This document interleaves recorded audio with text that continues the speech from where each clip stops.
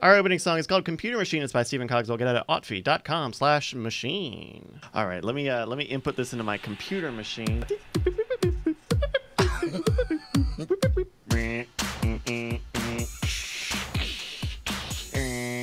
Okay.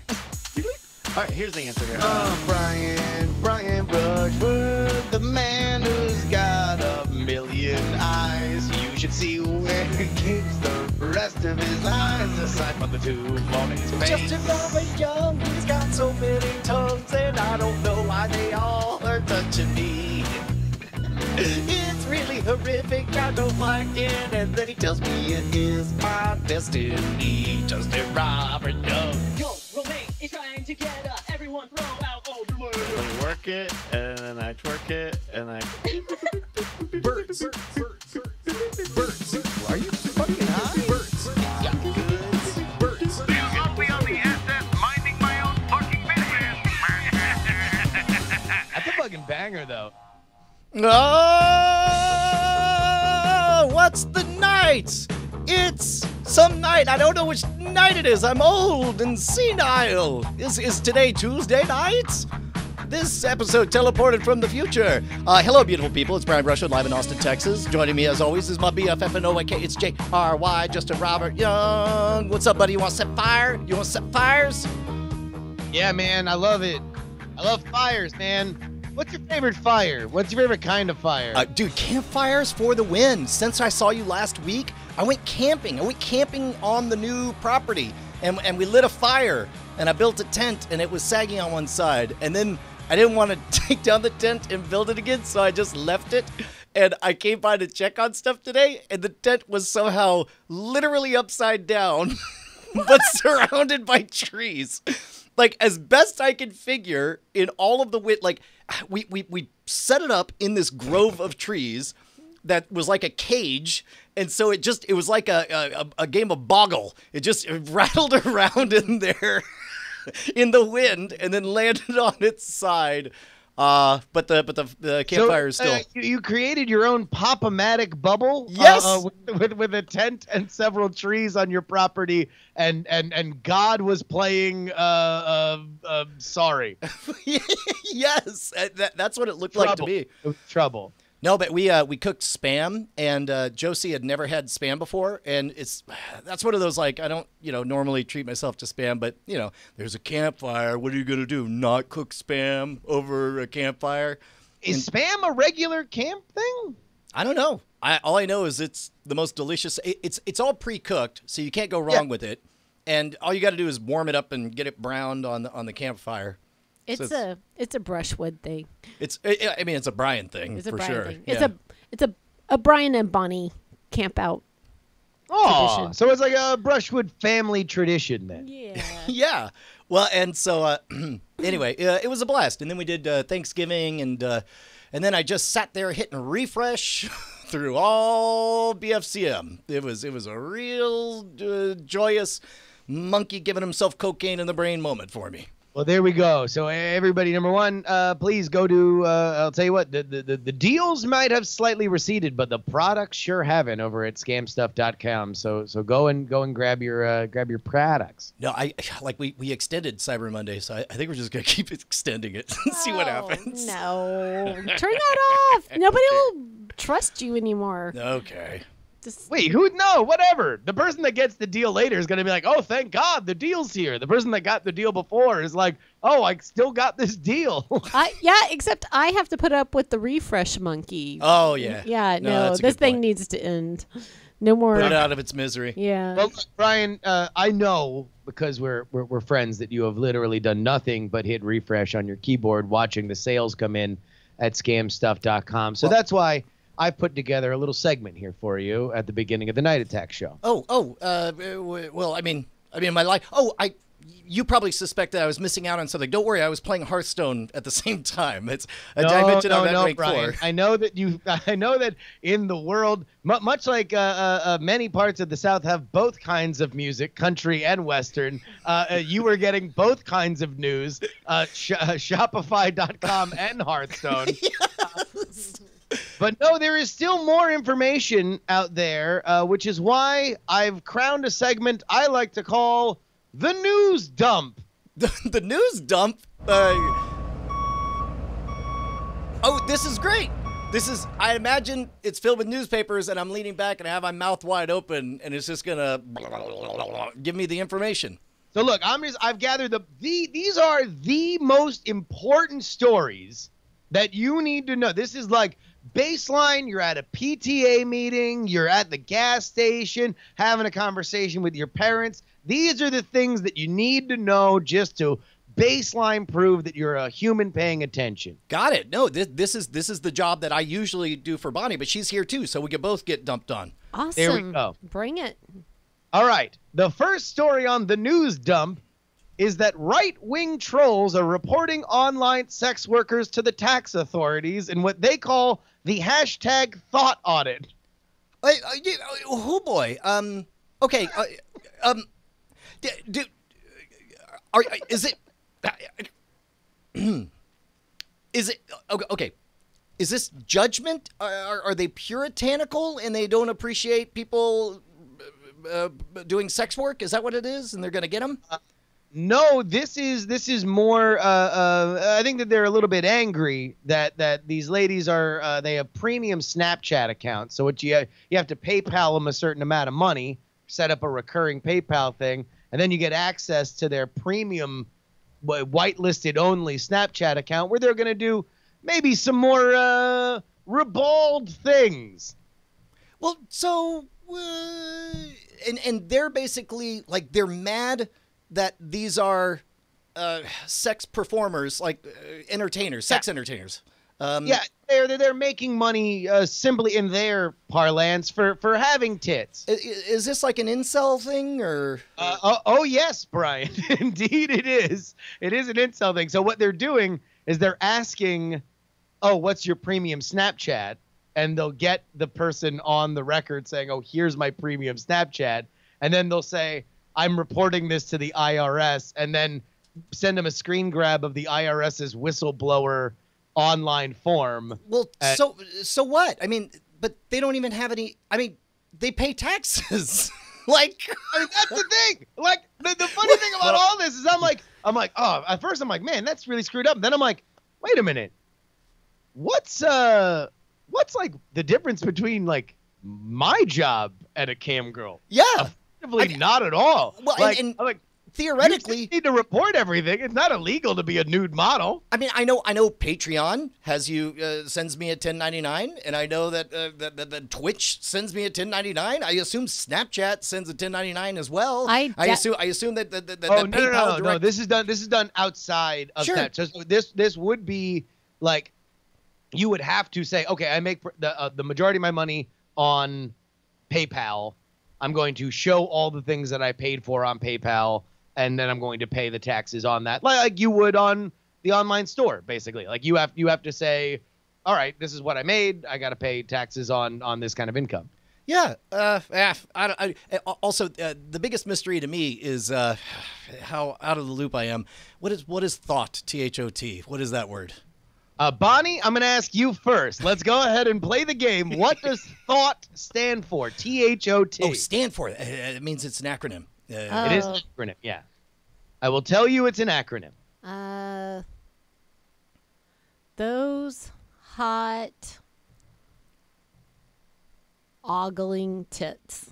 Yeah, I think it's ogling tits. I like that because it's a very Southern colloquialism of like, well, you know, there are tits and then there's ogling tits, and you, lady, you got some ogling tits on you. Unfortunately, your sister has. What is the thought? Your sister has boggling tits, which I find even more attractive. They're prehensile. You don't know how many times I rewatched Total Recall just for the Quaid scene, the Kuato. No, it's got to be tits hanging out, titties. Tits hanging out, comma, titties, exclamation point is Brian's guess on what thought is. You guys are both close, but no cigar. A thought is that hoe over there. Brian, Brian, moving on to Yeah, dude, put your dump in my mouth. I got it. New LA museum will be completely devoted to Mexican food. A museum dedicated to Mexican food. A museum donated to Mexican food. Now, what would go in number one? What is the big the big headliner at the Mexican Food Museum? Yeah, no, it's got to be the Trudy's Texas Star Nachos, sour cream and guacamole on the side, spiced beef, and fresh jalapenos. Also a Mexican martini. That's got to be the... So Tex-Mex is your shining star for a Mexican cuisine place? Yeah, yes. I mean, if we're going to go based I on know quality. this one. Oh, wait, you do? I do. The most expensive guacamole. It's pretty good. No, what's the star of the show? I really have not much more here, except for the fact that I wonder what, like, I feel like this could start an online argument. Like, what goes in, what goes out, like what's technically, Brian, if Tex-Mex were excluded, they say, I'm sorry, it's not Mexican food, it's Tex-Mex.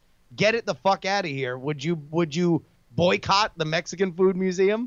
No, I would politely remind them that Texas is Mexico, which we declared independence from you fuckers in 1836. And I learned that when we celebrated the Texas sesquicentennial, 150 years of freedom from your oppressive rules, Mexico. Eat shit, imperialists. Let's just move on. Wait. I forgot my Texas history. We had our own nation for how long? 20 minutes. That's what I thought. I thought it was only a few minutes. Yeah, no, the Six Flags over Texas, we'll see how much I remember from Texas history. We were under Spanish rule, French rule, Mexican rule. We were independent for 20 minutes. We joined the Confederacy. Ooh, about that time. and then we joined the United States. And then, yeah. I mean, it was a very short amount of time that we got to be there was that ourselves. whole thing. Shit. Did you forget it? Yeah. Here, enjoy this virtual reality experience where you can tour the Alamo. Let's go.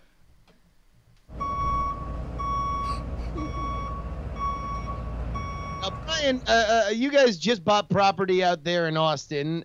Maybe as you move on and succeed with the business and the property, you're going to find that it's time to expand to other Texas cities, which is why you might run into this. A Houston realtor hired models to pose semi-nude to increase the real estate traffic. Oh, wait.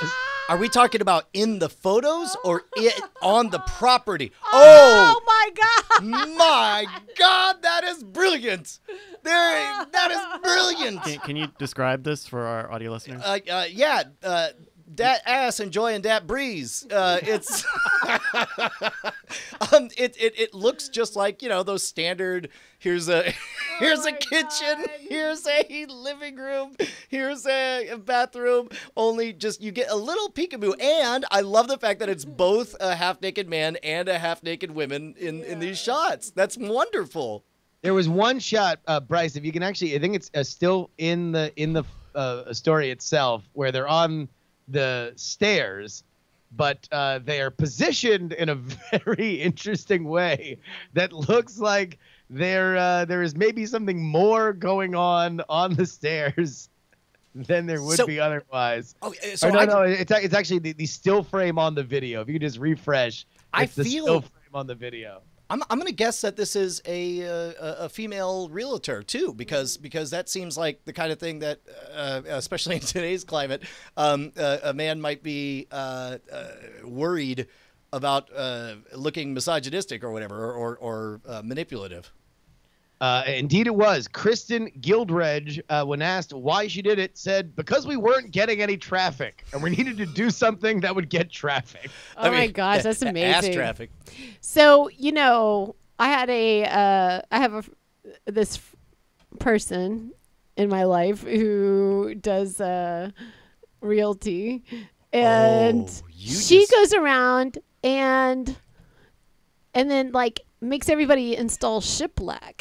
in their So, house. hold on. Before I find out what shiplap is, I just want to point out that walk up and be like, I have this person in my life. That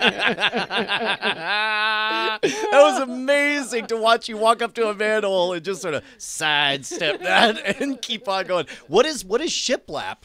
Shiplap is this like it's like a board that you put up that looks like a bunch of boards, kind of like ship. Oh, that's that angle is unfortunately very well aligned to make it look like. Bonnie, can you please describe this image? This is, of course, showing the stairwell up to the second floor of this home. Right. There is a well, it's hard to look and do, but there is a woman at the bottom of the stairs and a man at the top of the stairs, and there's probably he's like 5 stairs up, and her head is exactly blocking the view of his spectacular belt buckle. We'll never know what his belt buckle is because her head is just right there. Somebody's head is right there. I'll tell you what, you'll be blown away by these values. This market is coming up.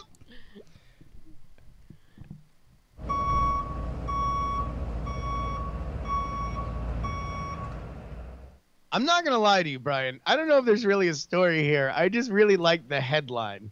So I'm going to read it to you verbatim. Parrot jazz triggers emergency response with fire alarm impersonation. Okay, first of all, today I learned that parrot jazz is what you call a parrot making a bunch of noise. And also, it's a proper noun, according to the Northamptonshire Fire and Rescue website. Wait a minute. Maybe the parrot was named Jazz, and so it's like the first P is capitalized because it's the beginning of the No, that doesn't track. None of That is works. correct. Oh, While is we were it? doing it, we could still hear an alarm in the background and soon realized it was African gray parrot Jazz, continuing to do his excellent impression of a smoke alarm. Oh, my God. I don't know why they gave the vet billing on the headline. That seems unnecessary. Yeah, it's not like, and finally, the world-famous parrot Jazz has triggered an emergency response with his fire alarm impersonation. Although I do like the idea of parrot jazz, like whenever somebody's annoyed by us, they're like, hey, calm down, man. It's just parrot jazz. Why don't you just bebop a scoodly doot? It does sound like a film noir, like, hey, Eddie, it's fine. It's just parrot jazz. Let's move on. It's like two henchmen are talking in the masterminds like, hey, knock off that parrot jazz, you two. Grab them guns and your masks. Apparently the parrot was making a noise that it had learned from the fire alarm, so people called the emergency services because they thought that there was an actual fire alarm because the parrot wanted to be a cheeky little bird. That's amazing. Oh my gosh. All right. Final dump. I'm just ready for that dump jazz. Headline from the Des Moines Register, Brian. Yes. Why does Des Moines smell like dog poop today? Wait, why does Des Moines smell like dog poop? Yes. Wait, sorry, what's funny is I thought you were setting me up for a quiz that would reveal the answer in the headline, but instead, just the headline. This is the hard-hitting journalism I've come to expect from the Des Moines Register. The headline, why does Des Moines smell like dog poop today? Literally, no, we're not joking. That's the Des Moines Register, the headline. Why does it smell like dog poop today? You want to take it? So they wound up getting all this Twitter reaction to the fact that downtown Des Moines smelled like poop. Apparently, one of them was because it's downwind of Ames. Fucking big L's for Ames. Hey man, I played Ames, Iowa 2 or 3 times. Did it smell like dog poop? It did. Well, I mean, it smelled like manure. It was a small town. Yeah.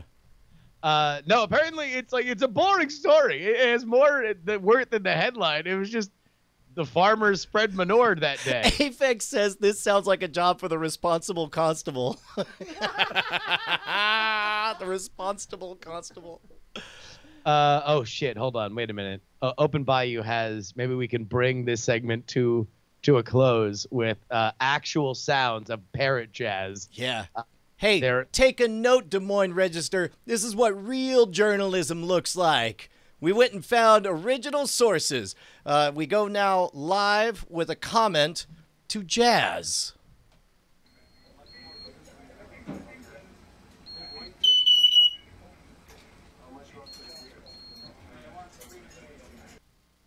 that little high pitch beep beep is the one that the part that really sells it for me. That was amazing. Wait, that was all the parrot? Yeah. No, I think it was just the loud one. I don't know that this video is very good about illustrating. Like, Okay, yeah. No. It sounded to me like the low one was the real beep, and the high pitch one was parrot jazz, causing an emergency sensation. So we've got the actual smoke alarm here. Got it. Wait. And then the parrot. So that little beep is something else. So you can see it speak. This video is also very short. Rest in peace, Jazz. I'm only saying this for some time far in the future when somebody listens to this and has to assume that he's dead by now. Like that. Yeah, you know that. We've talked about this on the show. Like, I can't watch any movie more than 10 or 15 years. Once it's over 10 years, I just think, like, that dog is probably dead. That dog is probably dead. Know, yeah. You're so weird. Well, my dad had a parrot, and this parrot, like parrots, and maybe y'all's birds are like this too. Like they like one gender and not the other. So like this one had bonded. Yeah. Cockatiels are not as bad, but there are certainly, I know a couple friends of ours have like budgies and lovebirds that are very protective of certain genders and very aggressive toward other genders. Right. And this is the case. So this one had really adopted my dad, and my mom was just like, so she couldn't even get near it without it like pecking at the thing. But even worse, like there was all these like, they got her to say pretty bird, and it's like want a cracker, and all she would go is like cracker or something like that. Yeah. But of all the human sounds that this bird loved to imitate was to deliberately mock Bonnie's mom's laughter. So for 10 years, when we would go down for holidays, somebody would land a good joke and there would be genuine joy. Like your mom tends to try to be restrained in her laughter, but sometimes like really goes for it. And she's like, ha, ha, ha, ha. And then the bird goes, ha, ha, ha, ha, like just exactly joining in with this open hostility that it's like, oh my God, that bird was awful. It was a bad bird. I mean, I do think that assigning that kind of hostility to a bird that's only trying to mimic sounds that it hears is a little bit aggressive. I mean, but you never didn't heard hear it. All right.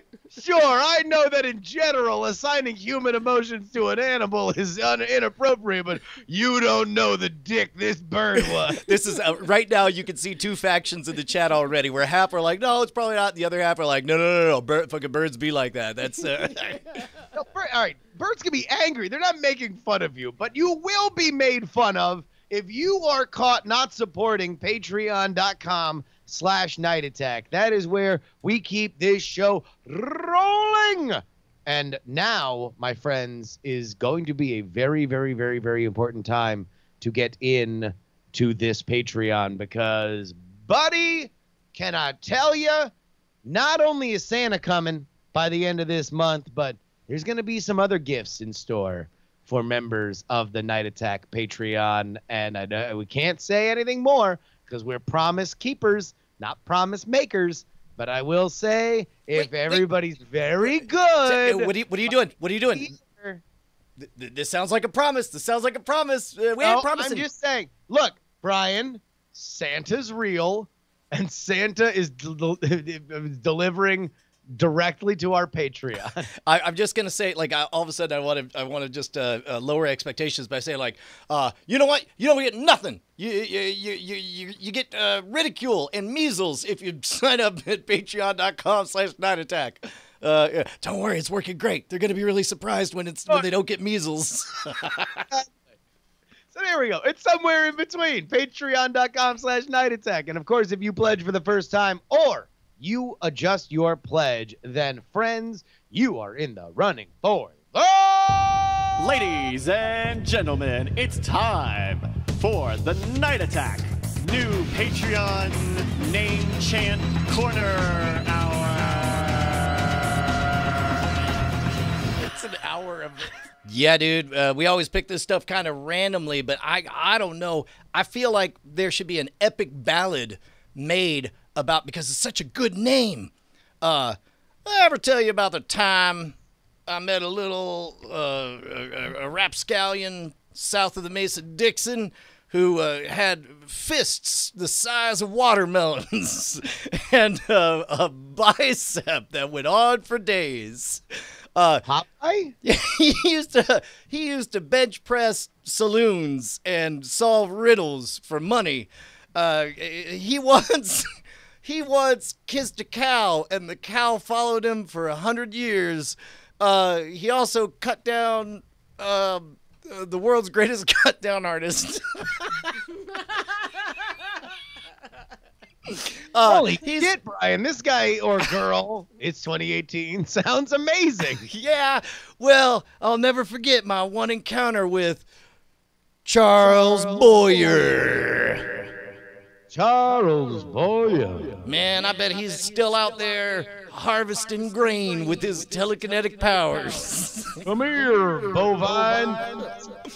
You know, they say he drinks salt water and urinates pure distilled water that he donates to orphans who are in deserts. Glug, glug, glug. Come here, little girl.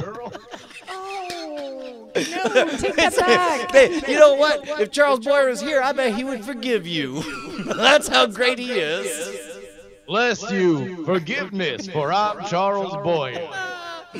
Thank you very much, Charles Boyer. You're amazing.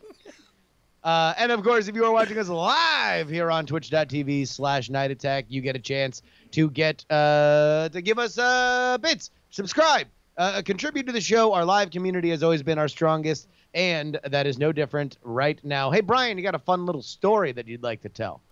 Sure I do. Okay, so I went by, I drive by the property every day on the work, and then I see W. Scottus 1 out of the window, right? And but I come on back, and I decide I'm going to stop at the property, and all of a sudden I hear this bonito boom crash, and I was like, I know that part. That's surrounded by the part where Cheesy Bob has his little taco stand. I was there a couple weeks ago, and next thing you know, his Skills Cat walks by, and I'm like, that's against health code. Yeah, and I was just like, I ain't got no tuna, but if you want Sashby 2, it's a fine dish that I'll make for you. And then I drenched Wildfire all over the cat. You committed arson against...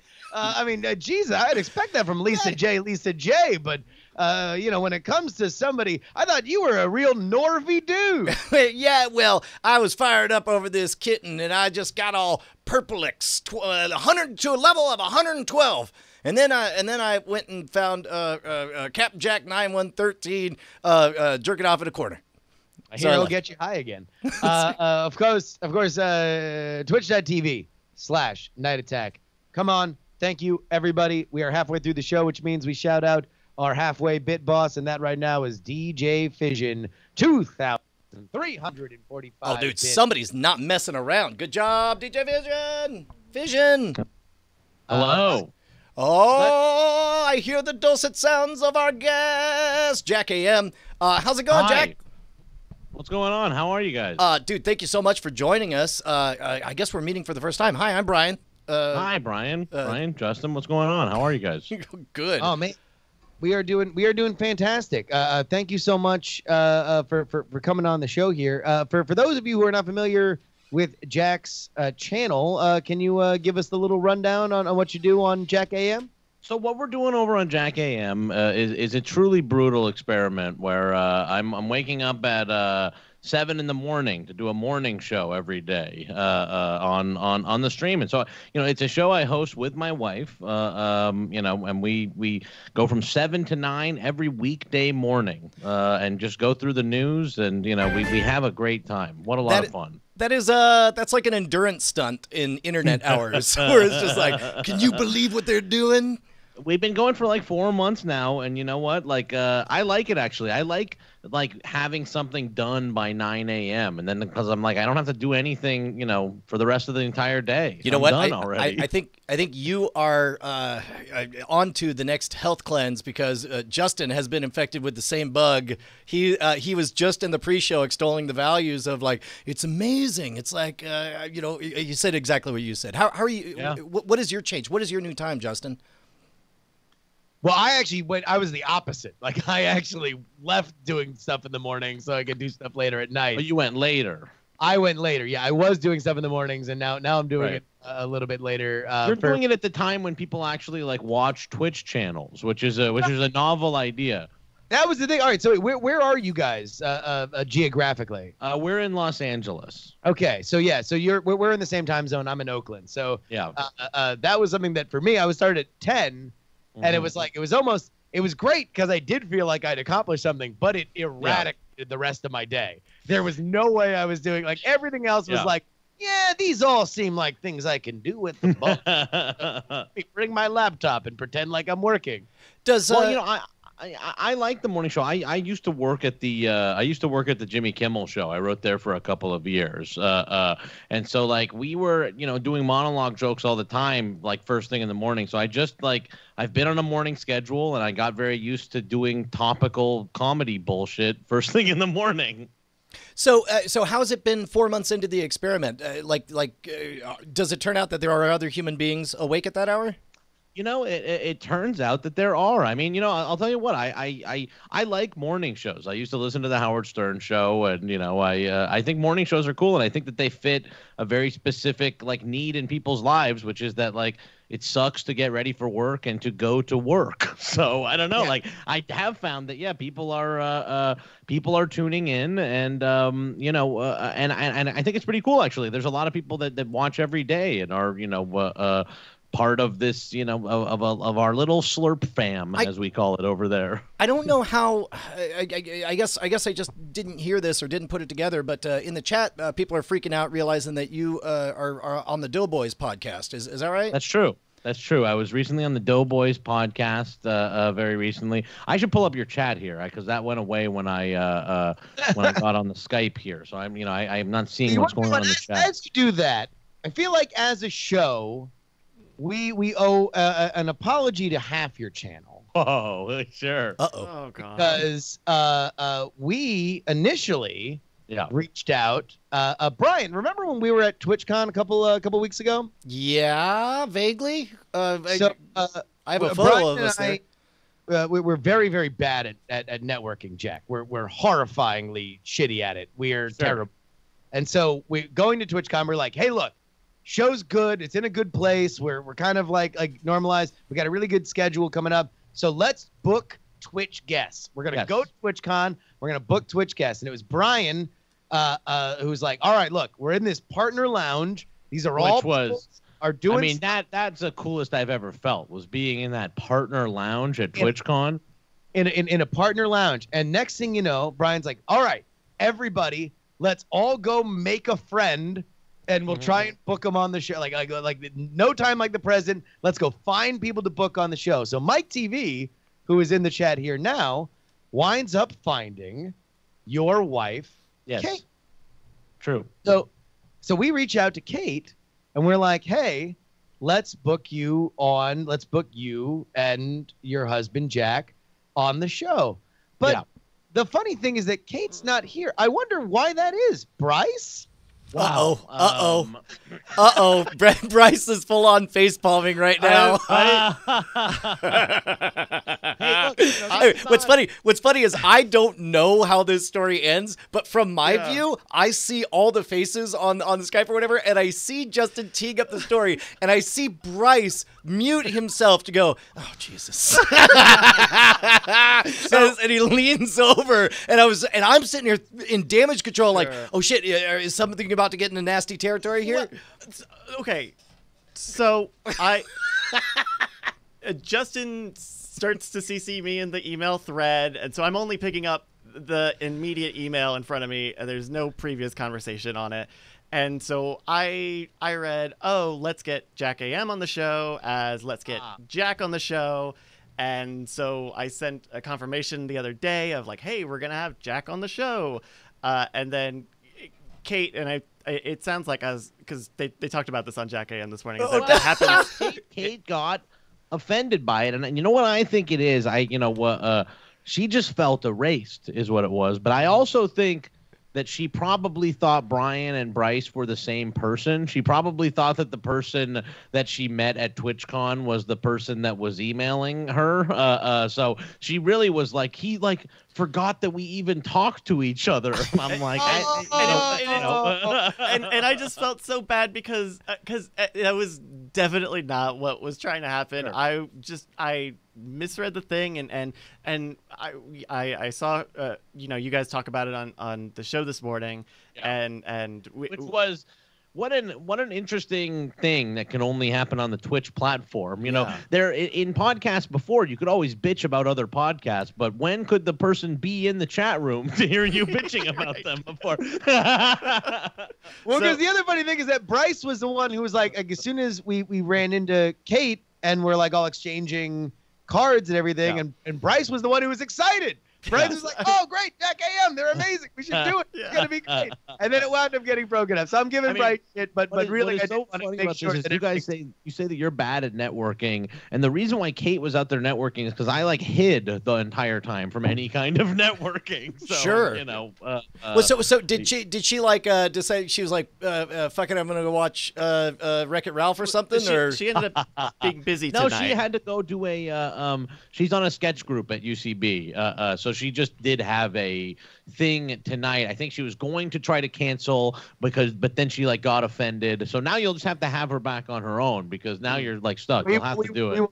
We will definitely have Kate back. We want the both of you guys on for sure. So we'll just. I have no beef. Wait, we just need to make sure to send Kate an email. Frankly, I'm happy to get booked. To be honest with you, we'll send Kate an email that explicitly says. Does Kate have a Twitter? Or is it just the Jack AM? No, she does. She does. It's at Kate Raft. I think it's just at Kate Raft. CAITRAFT. Yeah. Okay. Let's put that in the chat and let's all on Twitter apologize to Kate. Everybody apologize to Kate. Apologize for Bryce to Kate. And to be clear, Kate and I DM'd today, and we are all. My understanding is that we're good. Safe and sorry. Better safe than sorry. Everybody who's listening right now. And if you have apologize to Kate. If you have a few extra characters in your tweet, just reminder that Brian isn't the same person as Bryce, and Brian definitely didn't do this. Okay. And Brian's like, another reputation saved by total inaction. I think it will mean a lot to her. I really do. If like Tinkerbell, everybody says sorry to her, she'll be happy again. Let's make sure that happens at Kate Raft. Kate Raft, on Twitter. We'll see how that goes. But Bryce, let's forget all this apologizing. Yes. What's our game tonight? Well, in the spirit of the season. We whipped up a classic game, a game that we've done quite a lot for years now on Night Attack and the previous show, and it's called Apologizes For, where we go to news.google.com and search for the words apologizes for and see what everyone is apologizing for in the media today. And so we've got 10 headlines here. We're going to give you the headline with blanks in it, and you guys are going to guess from options. We're doing multiple choice this time. What fills in those blanks? Oh, okay. Wild. So we're also doing, because we're doing multiple choice. You can only one person can get what answer. So we'll change who starts first, but only one person per answer. Okay. But you get a couple options. So for example, here we go. West Point. Is that right? No. Sorry. Why am I on the wrong slide? That should not be right. So this again, Brian and Bryce, two totally different people. I'm glad there's one takeaway. Yeah. Okay. Hey, we have 9 of these now. Okay. Number 1, Burger King Russia apologizes for World Cup blank ad. World Cup blank ad. And here are your options. A, annihilation ad. An annihilation ad. B, steroids ad. C, impregnation ad. D, corruption ad. Or E, vodka ad. We're going to start with Brian. This is the best game we've ever invented. Okay, it's got to be it's got to be steroids, right? World Cup steroids. That was a news thing. They're like, it's something like chicken fingers as plump as the thighs. They're injected with flavor. Come at us, World Cup. You can't. That's not illegal yet, is it? You party poopers. They're gonna brag about how their athletes are on steroids. No. I'm just saying, like okay. They're like injected with so much flavor that we're pretty sure the World Cup is about to ban them and ruin it, just like they ruin everything else. Way to go, World Cup. That's the ad.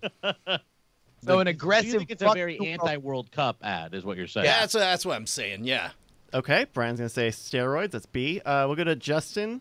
The remaining answers are A, annihilation, C, impregnation, D, corruption, or E, vodka. I'm actually pretty sure I know this one. I believe it is C, impregnation. They offered either food or gifts or money if you got pregnant by a World Cup athlete while they were in Russia, so Russia could have a better World Cup team in the future. That this was like a once-in-a-generation opportunity to get better athletes, better soccer athletes, by having all the Russian thoughts go get prego. All right. And Jack, pulling up the rear, your remaining options are A, annihilation ad, D, corruption ad, or E, vodka ad. He definitely knows the right one, though. He you know knows what? the whole story. I wouldn't put it past him to bluff on this, though. This is some of the mind gamery, so I don't believe it until the answer is given. Well, I guess I'll just say I think he's telling the truth, but I'm going to say it's corruption. Why not? But I think it's the pregnant women one, to be honest with you. All right. By the way, Kay texted me. She said, everyone's tweeting at me now. Was I being too dramatic? The worst possible outcome. God It's all fun. I'm saying it's all fun. Their chat. It's all good. All right. Brian, your answer of steroids is not quite right. But Justin. That was the sound of my boner going limp from all the steroids I've been taking. No, Justin got it right on the head. They posted a Facebook account offering Whoppers for life, I believe. That doesn't sound okay. First of all, if they're going to be a soccer superstar, they're probably not going to be eating Whoppers. Well, the family. Also, that doesn't seem like much of a Burger King brand move to make. That's more of a Hardee's or a Carl's Jr. And forgive me for not quoting you, but it was just classic Burger King. Right? Now, I would buy that with Carl's Jr., but... Well, and I think in Russia, there is something that I saw that Russia is not immediately controlled by global Burger King. I don't know. I think they're like other PR So companies. it's like they have like the oligarchs have Burger King over there. It's a burger oligarchy. According the Boligarchy. Yeah, they just own nickel mines and chicken fingers. Yeah. Burger King Russia's master franchisee is Burger Rus LLC. So there you go. Just a little fun They just fact. do what the fuck they want. They're like, whatever. We'll drive this shit into the ground. Watch us give a fuck. We're Burger Roos. Burger Roos. All right, Roll out. Burger Roos, bounce out. Bong, bong, bong with the burgers. All right, we're going to start with Jack on this one. Okay. Jack, here's the headline. Celtics star Kyrie Irving apologizes for saying blank blank after loss to Knicks. Did he say, A, Knicks suck, B, eat me, C, God damn it, D, fuck Thanksgiving, or E, kick rocks? Wow. I don't know the answer. But the funniest sentiment to me is fuck Thanksgiving. And, it's not something that I agree with. I definitely don't agree with fuck Thanksgiving. But because that's a funny sentiment for someone to hold, I'm going to go with D, fuck Thanksgiving. I would love to believe. I would love to believe that Thanksgiving's just like, hey man, what did I do?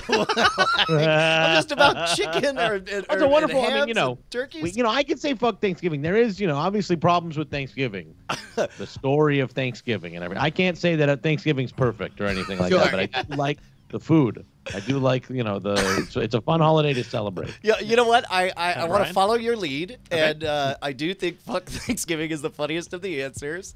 Second place funniest is the idea of him saying kick rocks. Well, getting in trouble for it. Yeah. Fine for it, yeah. All right, Brian's gonna say rocks. kick rocks. Okay. Wait, are you saying kick rocks or fuck Thanksgiving? I'm saying kick rocks. I don't get to pick You don't it. get to He pick already fuck nabbed it. Thanksgiving, Yeah. Justin? I would have chosen the pregnant one if we were allowed to do that. Well, shit. Well, now I got to play in the spirit of it. I know the answer is indeed fuck Thanksgiving. It is? It is indeed fuck Thanksgiving. It However, is. I'm going to say, God damn it, that he ran afoul of some of the more pious members of. It is indeed fuck Thanksgiving. Yes. That's my favorite Weird Al cover song is Bow at the Box. I mean, my name is Kick Rocks. Fuck Thanksgiving. Fuck Thanksgiving. You know what? I guess I could agree, actually, because they shouldn't have done that to the Native Americans. Yeah, Irving. Made him cook dinner. Well, the smallpox and all the other shit. You know what I mean? Not the That turkey didn't dinner happen part. on Thanksgiving. Like that was like I think it another. happened all. It pervades the whole thing. It ruins the whole relationship. Even Thanksgiving, if you give someone smallpox. I mean, just like, but we broke bread together, and now it's smallpox. You gave me fucking a disease. But it's like, hey man, look, I get it. You're wiping us out, and taking all our land, but would you just keep doing that holiday? Because that was a good time. It started off really good. Yeah. And that's how did you dinner was prepare invented. that porn? All right. Justin, we're going to start with you on this one. Yeah. Here is the headline. Salvation Army apologizes for a Hell's Angel sporting blank patch while ringing bells in Valparaiso. Say that one more time. The town. Valparaiso. Salvation Army apologizes for Hell's Angels sporting blank patch while ringing bells in Valparaiso. A. Road rash. B. FSB. C. Memorial. D. Aryan. Or E. LGBT. Ah, shit. All right, well, the first one I don't actually fucking know the answer to. God damn it. I think the easy one is Aryan, right? You don't want some white supremacist ringing the bell, but knowing the Salvation Army, they'd get all up in arms about the LGBT thing. And not because they left off all the other letters that we've added over the last 5 years, but just because of the gay thing. They're not a fan of them. So I'm going to go with LGBT. Justin's gonna go with E. I do like the idea that they're like, we demand you apologize for leaving off IA plus at the end. We demand. Not even one Q. What are you doing? Brian, your remaining answers are A. Road rash. B. FSB. C. Memorial. Or D. Aryan. First of all, the FSB, isn't that the replacement to the KGB? That is, I believe, the current name of the KGB. Okay, well, who in the Hells Angels is just a fan of the new Gestapo over in Russia and wants to Hey, man, show it's not his like that. encouragement? I just want a big fucking young Chris Christopherson motherfucker to just look you right in the eye and go, "Who's asking?" I'm gonna say, absent the LGBT thing, I'm gonna go Aryan. You're gonna go with D. Aryan. All right, Jack. Your remaining answers: A. Road rash. B. FSB. Or C. Memorial. I'm gonna go with the FSB because I actually do stand with Putin's government because of them paying me for doing posts on Twitter. You're saying you're part of the. Well, it's not even the botnet. You're just in the net. Well, I'm one of the guys they pay. I'm one of the guys they pay to do the posts that get everybody all mad. All right. The correct answer is that the Salvation Army apologized for the Hells Angels sporting Aryan patch while ringing bells. Damn it! I wish it was FSB. Because they're also Aryans. It would have worked so much better. Okay, we are all tied up 1-1 as we move into our fourth question here, and we're going to start with Brian. Wow. Yeah, ready. Fox News guest apologizes for comparing Hillary Clinton to blank during segment mix-up.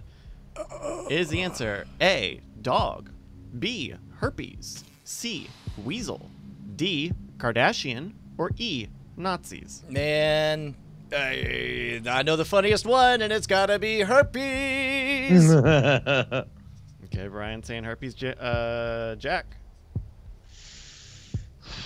So it was a segment mix-up. So can I get a little more context here? Was it like coming up in the show, we're going to talk about herpes, I mean Hillary, or whatever? Or like, what was it? That's what it was? It was a segment mix-up? Let me see here. What They were about to talk about something else, or it was like. Yeah. Also, what else would they be talking? What else would they be throwing to on Fox News? I feel like it's herpes, so I can't pick it, but because it sounds like Hillary, like they're gonna be like, and also herpes Hillary, or whatever. So I'll read part of the host's tweets as an apology here. Yesterday on Fox, I was placed on the wrong segment and in confusion made a brash and unprofessional joke. Oh. To Fox and those watching, I am deeply sorry. We'll watch the clip after this. The wrong segment. Mhm. I'm gonna say a dog. A. Say A, a dog. The wrong Because that's segment. offensive. All right, Justin. Are you guys aware? Have you guys caught up on this meme of the president of the United States calling people dogs, but always assigning them non-dog characteristics? No. It's like sick like a dog or something like that. Or like he always says like it's always fired like a dog.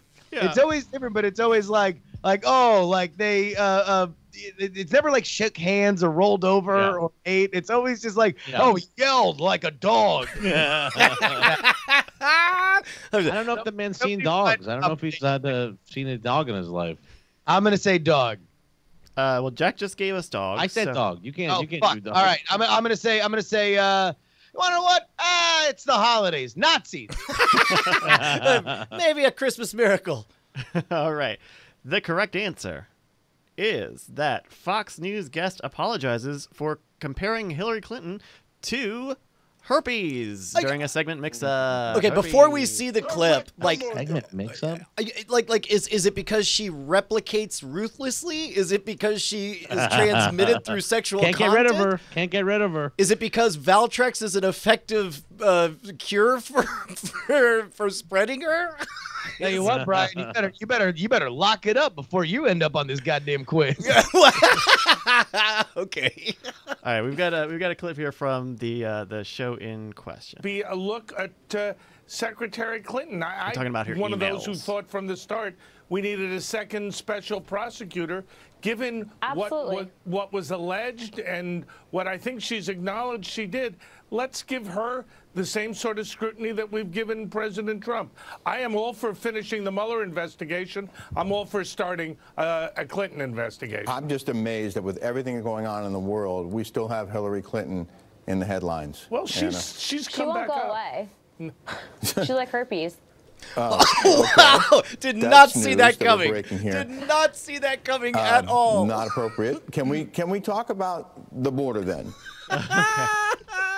Oh man, Skype crashed on us, so we're gonna get these guys right back on the call very quickly. Sorry. But No, that's here we totally go. fine. There we go. I like that clip. There we go, guys. Did you guys catch that? Yeah. Oh man. All right. So that's another point to Brian. We're at 2-1. Yeah. In our game of apologizes for. Let's go on to the next one. Okay, here's my West Point one. This is the West Point one. Everybody, we can all calm down. I found the West Point one. Oh, thank God. West Point apologizes for blank's injuries. Air Force Academy mascot expected to fully recover. Oh, so I guess really we're having to figure out who the mascot of Air Force Academy. Is it a chimp? Is it A, a chimp, B, puma, C, cadet, D, bull, or E, falcon? Who's up first? Jack is up first.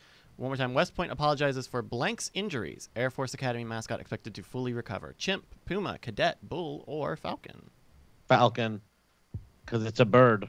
I was about to say, That's all the of these one. would be That's really why. bold choices for the Air Force Academy to pick as their mascot. Exactly. I'm going with the bird.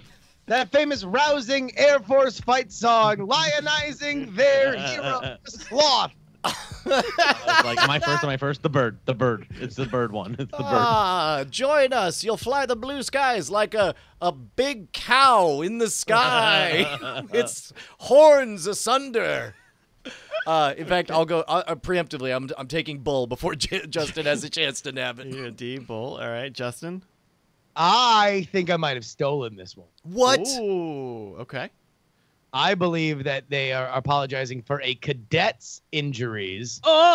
Tried to fuck with the mascot, but the cadet got hurt. See, Justin's playing the game. See, the blanks says West Point apologizes for Blank's injuries, semicolon. Air Force Academy mascot expected to fully recover. Oh, yeah! Interesting. Well, let's see how it pays off for Justin here. The correct headline is West Point apologizes for Falcons injuries.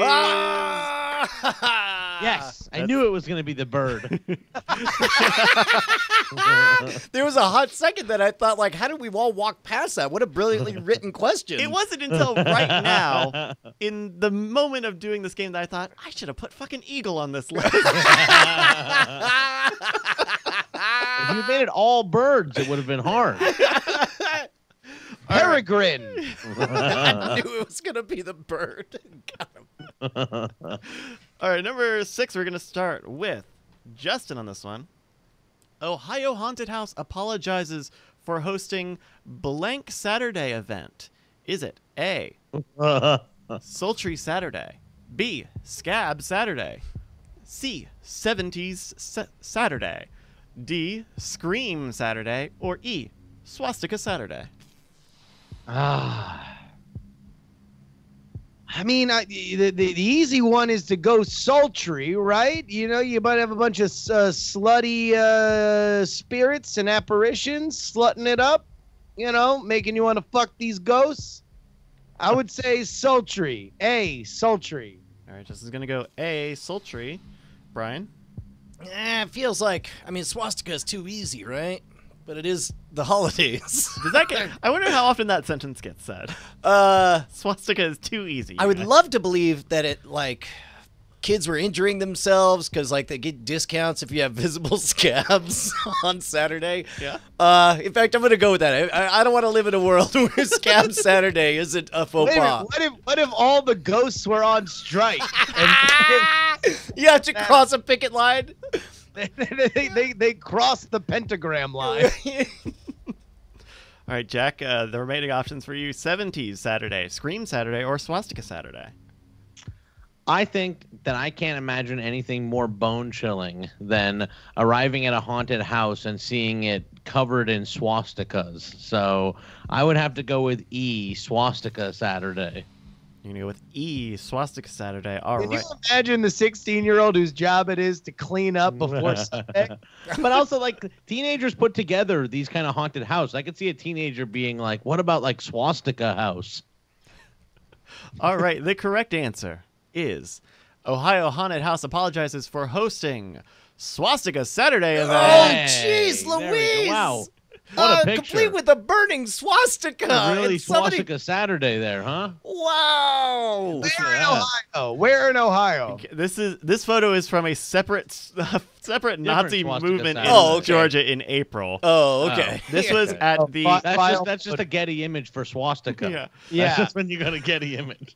That's a real fucking lazy web editor is what I'm seeing. Okay. No, where in Ohio was it? Let's see. Swastika, Ohio. Pataskala, Ohio, at the It's heritage, not hate. at the Haunted Hoochie, which hosted the swastika themed event. The Haunted Hoochie. Sounds very scary to me. Oh my Sounds God, very scary. we would have all picked sultry if you had told us it was the Haunted Hoochie. Oh, man. All right, that puts us at 2-1-3. Jack is in the lead here. Wow. We have a few more left to go. And we are going to be starting with Brian on this one. All right. Brian, Sarah Michelle Gellar apologizes for Thanksgiving blank post. Thanksgiving blank post. Your options are A, call-out post. B, PETA post. C, lingerie post. D, ham post. Or E, sponsored post. It's gotta be E. She had to do some gross sponsored ad thing. Yeah, that feels right to me. What do you think it was a sponsored ad for? Douche. It was a feminine hygiene product. Okay. All right, Jack. She was like, you know what? Thanksgiving, not the right holiday. Should have been a swastika. Oh, God. Jack, we have call-out post, PETA post, lingerie post, or ham post. Sarah Michelle Gellar, huh? I don't think it's a lingerie post. That feels a little too 90s, Sarah Michelle. Yeah. I'm going to say that she did an annoying PETA post saying that turkey should be free and that nobody should have one. God damn it. You went for mine there, Jack. Although I like Brian's, the idea that like Summer's Eve comes a calling and she's like, I don't know, but it's Thanksgiving, and they're like, wait till you see the price. Or in my mind, in my imagination, she's like, yeah, whatever, just have them schedule all the tweets, and then they're scheduled out like a month in advance, and then only the day of do they realize, wait a minute, today is. Stop the scheduled tweets. No. All right. Well, left with the worst of the options. I'm gonna have to go. I think Sarah Michelle Gellar felt a little throwback there on Thanksgiving, and she went lingerie. Oh. She went all Cruel Intentions. All right, you're gonna say lingerie. All right, everybody, here we go. The correct answer: Sarah Michelle Gellar apologizes for Thanksgiving lingerie post. What? Hey! Wow. She said, quote, good for her. I'm just going to Why'd pin she these. apologize? Why would she apologize for that? I'm just going to pin these up all over my house as a reminder not to overeat on Thursday. I mean, first of all, okay. She looks very fit and good look. What is she, 40 now? Close to? I don't know. I mean, good on her. She looks very fit. And that seems like an effective strategy. Dude, I'll tell you what. Sarah Michelle Gellar still got it. I guess it was like an overeat thing that like she was, like a fat shaming. It's kind of a fat shaming thing. I get it. All right, we have one more here before do our better, final. Sarah. Do better. Hashtag do better. All right, one more before our. So would it have been more appropriate if she put them up and just said just cuz? Probably. Just putting these up all over my house. Like no, I'm not going to tell anyone why. Yeah, my secret. All right, this is still anybody's game. We're 2-2-3. Jack is in the lead still. This is our 8th question. Fun is outlawed in America. Missouri University president criticized for blank, blank, blank. A, beer bong swig. B, tailgate chant. C, failed meme attempt. D, angry kneeling rant. Or E, dancing on sidelines. We're starting with Jack on this one.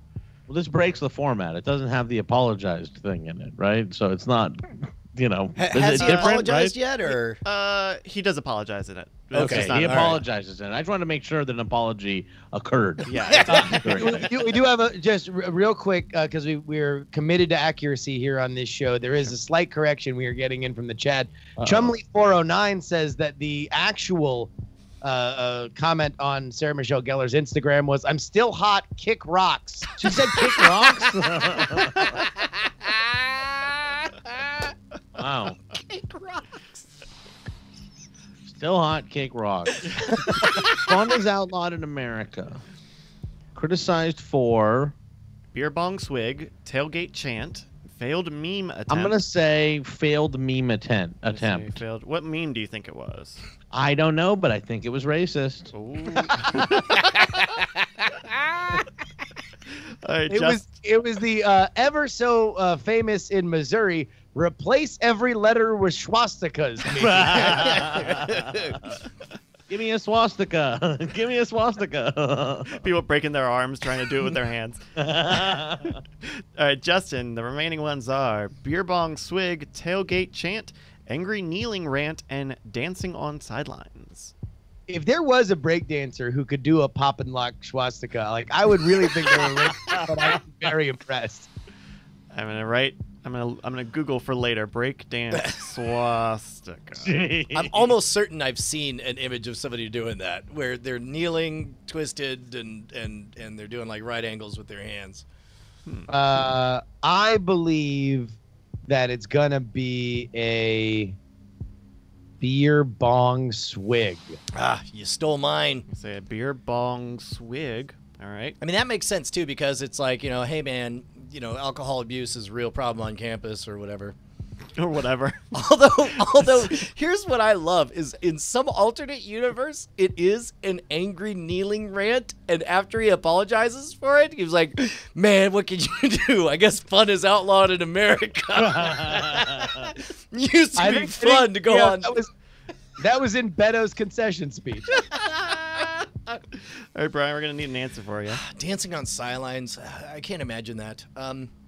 What's the something chant? Tailgate chant. Yeah, that's got to be it. You're going to say tailgate chant. What do you think they were chanting on that tailgate? Go back home. Good God! Build a wall. Lock her up. I would love if he's trying to get it going and it's not. It's Not to hold up the game, I have to say that Kate texted me back and said that she forgives everyone and that she knows the difference between Brian and Bryce. That was my own theorizing, so that maybe is not fair, but she does say she knows the difference. I appreciate everybody reaching out and helping us solve this diplomatic crisis. All right, I have a video of the event in action from.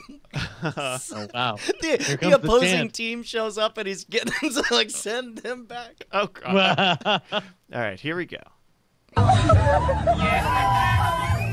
There it is. Dr. V, you're right. What is that? Hits that beer bong, baby. Wow.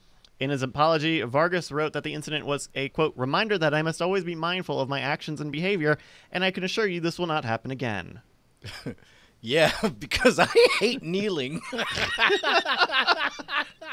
You're the dean of a university. You can't be doing beer bongs with the students. You can only do that in the privacy of your own home with your guests at adult dinner parties. Exactly. With the woman you made your wife. All right, we're in our last round here. It is 2-3-3. Justin and Jack are in the lead. Thankfully, this round is worth 2 points. Whoa. Point. Okay. It's amazing. And Brian, because you're behind, you're going to start on this one. On this last question. Here we go. Hit my sounder. Amazon's Alexa apologizes for not bringing HQ2 to blank.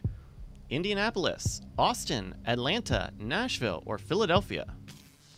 Oh.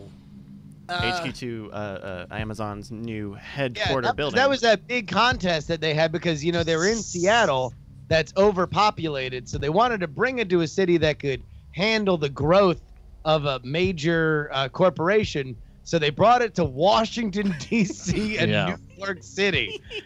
Just two small windswept hamlets that can really grow into a new Amazon headquarters. Man, I don't really have any angle on this, so I'm just going to go with my hometown. We'll go with Austin. You can go with B, Austin, Texas. Okay.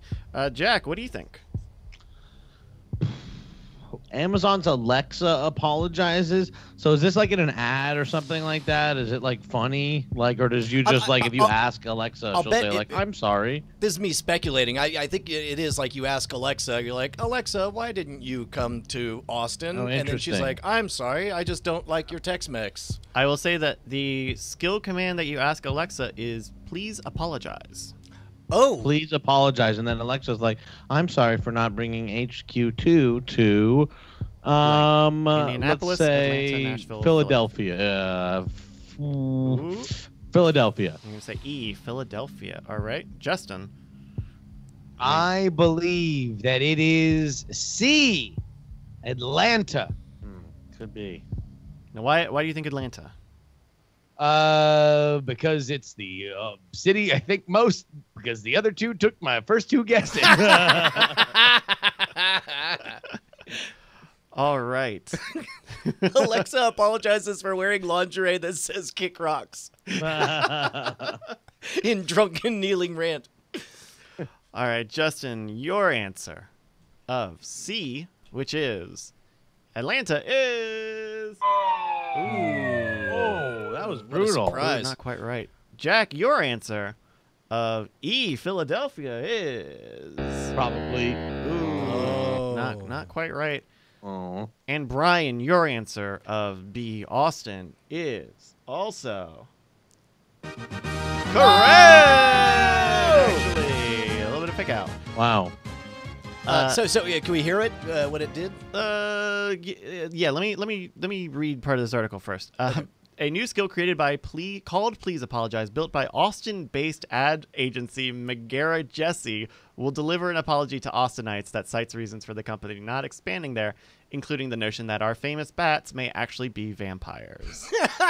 Oh, that's cute. So it basically it's a nonsense engine that is a list of one-liners that you install and then ask her to apologize, right? Yeah, but also it's not even from Amazon. This is just like an ad agency trying to. Yeah, someone built a skill that you could and put in there, and then they could be like, "What? Here's this crazy viral video of Alexa saying some crazy shit." Yeah. If you want to, this URL sucks for it. Well, look it up on the Amazon Skills thing. I don't know how you find skills on Amazon. Let me see. Does this video play? City for vampires who love tacos. Sorry, this is coming out all wrong. You know, it's hard for us too. We're really going to miss your barbecue and your artisanal graffiti. Hey, do you think you could prime now us some Franklins? Just this once, for old time's sake. Man, it's those are the 7 things people love to say about Austin. I was gonna say I like when I wrote for the Kimmel Show, we did like a week in Austin, and I'm like, man, they really just do those same fucking jokes for every Austin specific every fucking time. You know like, who's I've spent very little time in Austin, and I'm like, I know they gave me the list. They're like, talk about the barbecue, like. Yeah, you know who's heard all of them a lot? People who live in Austin. And so that means with the score of 4-3, our winner is Brian Brushwood. Wow, this thing turned around. Finally, real validation that I am very skilled. I've been waiting for this day. For you. Well, I'll tell you what. It has been an absolute delight to have Jack on the show. Jack, thank you so much for coming on. Thanks for having me. This was a blast. And, I'm sorry that, and frankly, I'm sorry that Kate overreacted. No. Jack A.M. apologizes for, is it A? But yeah, thank you for having me on. This was a blast, and please watch the Jack AM show. The people that are out there, watching this. Oh, hell's yes. Jack, where can people find you on the internet? Well, you can watch the Jack AM show. It's right there at twitch.tv/Jack AM. People are sending it in the chat. I also do a podcast called Struggle Session. You can find it at patreon.com/Struggle Session. And then you can also go to my Twitter, which is Jack Allison, LOL. Right on. Perfect. Well, Jack, I'll tell you what, you are free to bounce now if you want, or if you want to hang out, you are free to do that as well. But we're going to go through some of the business of the show. So everybody, please give a big round of applause for Jack coming on. Thank you so much, guys. I do have to run because I wake up at 5 a.m. to do a fucking morning show that I've consigned myself to. But, what's funny, I thought it was really a lot of fun, and thank you for having me on. I really, this is a good time. Oh, dude, no, you're a blast. That was fantastic. Also, I thought it was very generous for Justin to offer you the chance to even stay. But thank you so much for joining us, Jack. All right, see you later. Bye. All right, bye. Yeah, dude. I mean, if I was getting up at 5 a.m., I would not do a show called Night Attack, regardless of the time zone.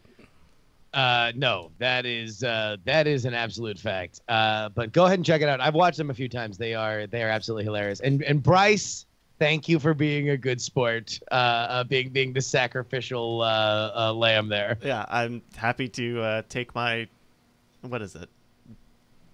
Punishment? Or take I guess, my lumps. Take one for the team. Take my L's. Yeah. Take your L's for the team. Well, I'll tell you what, Brian. What do you say we go ahead and get into a little diamond time? Diamond time is the portion of the show where we shout out your projects. If you head on over to diamondclub.reddit.com, you'll see a sticky post right up at the top. The top 3 of those, we get to shout out. What was that moment that we're seeing? I think that's me doing like a very exaggerated weed puff. I think. I don't know. It was one of many gifts I have saved in my folders. Well, I'll tell you what. How about this one? Madge8614 writes, Yo, Diamond Club, Michael here. My 7-year-old daughter, Maddie, designed a ridiculously cool shirt with an amazingly delightful message. Best friends can save the world. I'd really like to send one to Mike Pompeo, the U.S. Secretary of State, after he said last week that, quote, it's a mean, nasty world out there, end quote. But since I don't have his address, maybe check out the shirt for yourself or those you care about to gift this holiday season. You can support Maddie at bit.ly/YOLOFriends. Thank you. That is about the sweetest thing we've ever covered on the show. That is amazing. I love the sentiment, and I love the fact that she can make money, start saving for college. Next up, we've got from Snapier. Snapier? SS Napier. Hello, you glorious Diamond Clubbers. I would like to ask you to check out the Sex, Drugs, and Rock and Roll podcast. It's a show about everything we love. It's a lot nerdy, occasionally about sports, hockey usually, and always entertaining. It is hosted by 2 professional touring comics based in Los Angeles. You can find it at sexjokesrock.com. And, of course, Mill Beeks writes, I'd like to shout out the croissant-wich. It tasted so good. Man, he's just saying that because he got impregnated by somebody there for the World Cup. He's trying to get those free, free Whoppers. Yeah.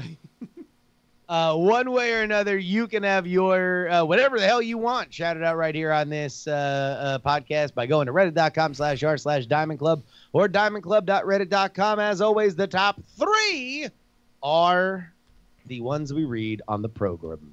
With that, we move into the Movie Draft Minute. Welcome to your Movie Draft Minute presented by CosmicRadio.tv for the week of November 26th, 2018. I'm your host, Roberto Villegas. A war-hardened crusader and his Moorish commander mount an audacious revolt against the corrupt English crown in a thrilling action-adventure packed with gritty battlefield exploits, mind-blowing fight choreography, and a timeless romance.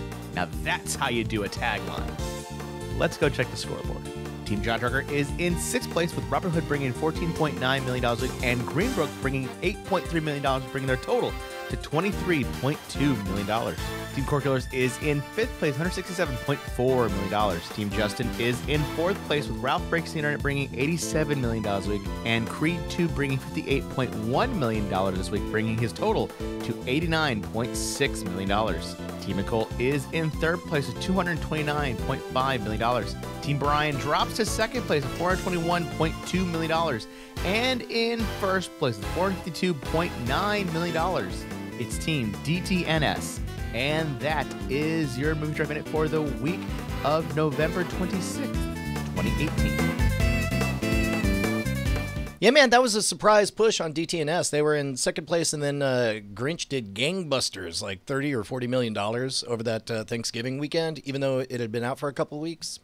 They are plugging the living shit out of it, though. Like, I don't know if I have ever seen the kind of cross promotion that they are doing. When I was watching football over Thanksgiving weekend, it was like not even ads for the movie. It was all ads for like trucks and prepaid cell phones and all sorts of other crazy crap that were all Grinch themed, and it was all Benedict Cumberbatch going like, I like Tupperware.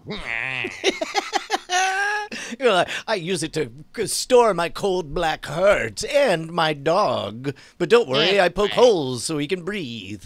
The check cashing store is my favorite place to go. So, man, I got 3 more movies coming out. What's your read on like, who do we look out for? I guess John Trekker, right?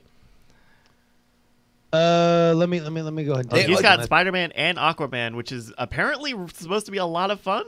Yeah, apparently Aquaman's the greatest movie ever made. But also Green Book and Robin Hood have already come out.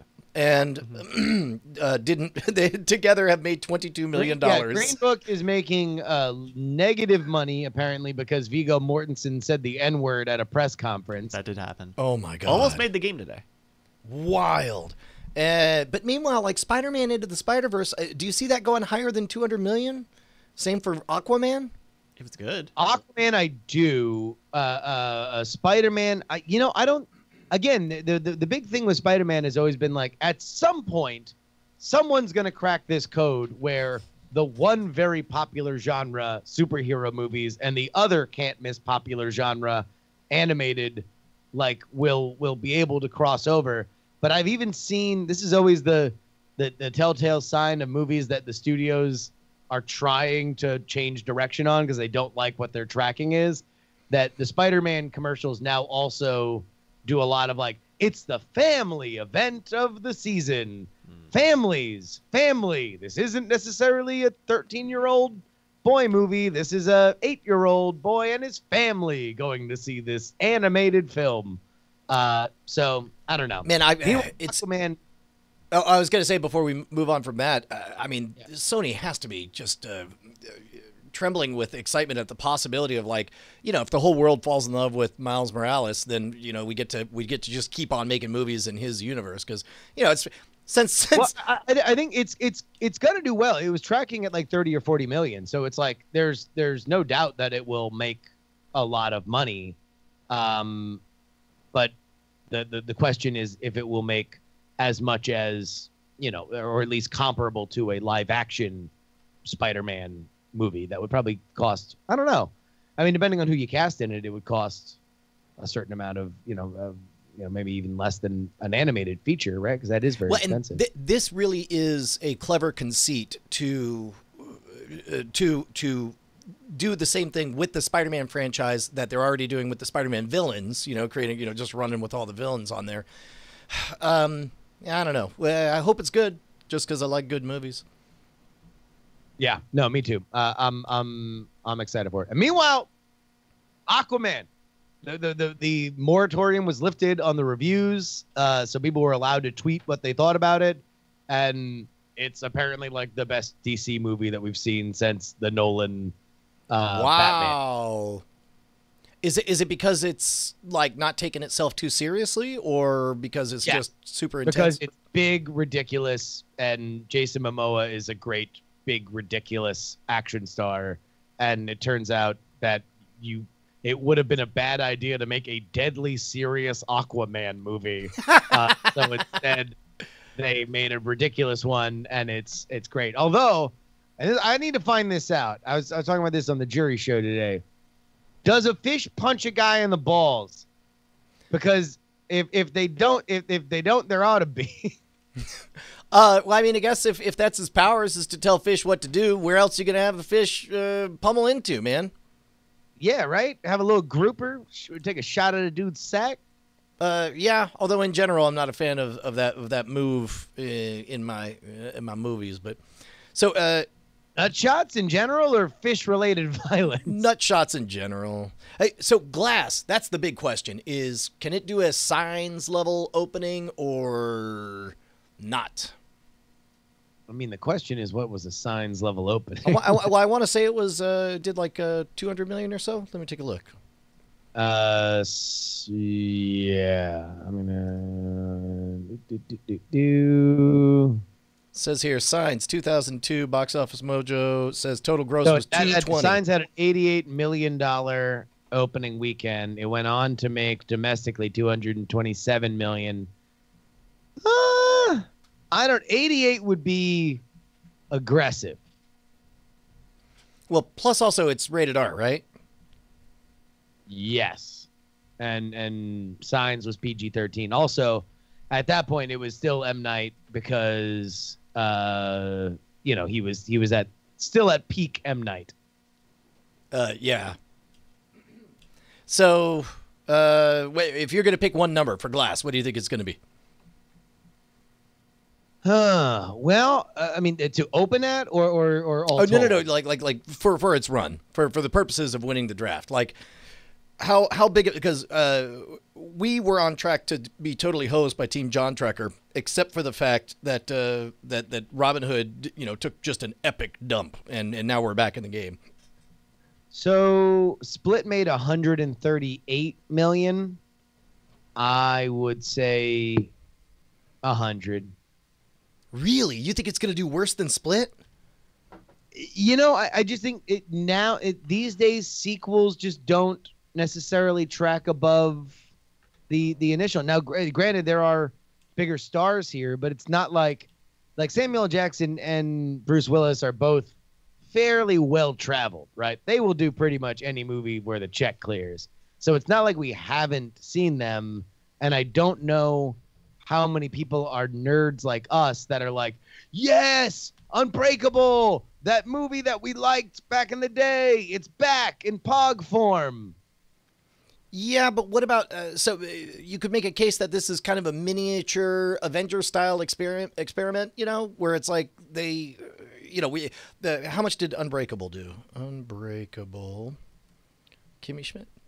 Let's see, that was 2000. That did, that did less than 100 million. That did 95 million. You know what? Forget everything I just said. I think you're 100% right. I think we're looking at 100 million for Glass. Enjoy Glass.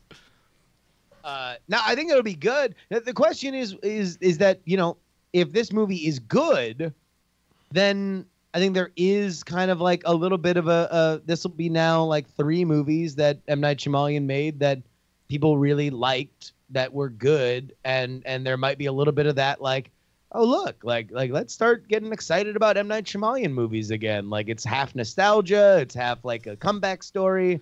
Oh, it dude. just would feel like something cool to talk about. So 2 things. Nick with the C in the chat asks if he should bother to watch Split because he says he loved Unbreakable but hadn't seen Split. First of all, yes, certainly. If you intend to watch Glass, by all means, go watch Split, just, for the background. But Alberta Guru brings up an interesting point, saying how old would his kid be now if they use the same actor, or even just somebody else replacing that? Like, what are the odds that everything looks terrible for David Dunn at the end of the second act, and then the big surprise is his son is also gifted? Like, what if his son is the one that commits him, and then it turns out like it's all real?